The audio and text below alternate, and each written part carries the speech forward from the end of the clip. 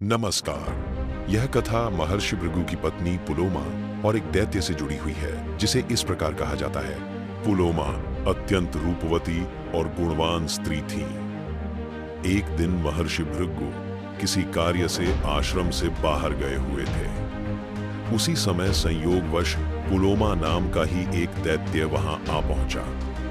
अतिथि धर्म का पालन करते हुए पुलोमा ने उसका आदर सत्कार किया। उनकी सुंदरता से मोहित होकर उस दैत्य ने दावा किया कि उसने बचपन में ही पुलोमा को अपनी पत्नी मान लिया था और अब वे उसी के साथ चले।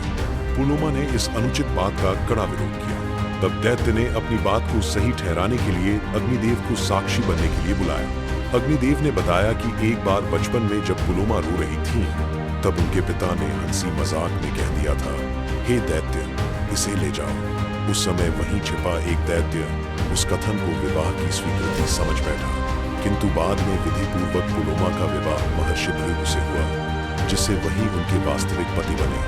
अग्निदेव की बात सुनकर दैत्य क्रोध से भर गया और पुलोमा का अपहरण कर लिया। भागते समय पुलोमा के गर्भ से उनका पुत्र अपने युगबल से स्वयं बाहर आ गया। उस बालक की दिव्य शक्ति से दैत्य तुरंत जलकर भस्म हो गया। गर्भ से बाहर प्रकट होने के कारण उस बालक का नाम च्यवन पड़ा, जो आगे चलकर महर्षि च्यवन के रूप में प्रसिद्ध हुए।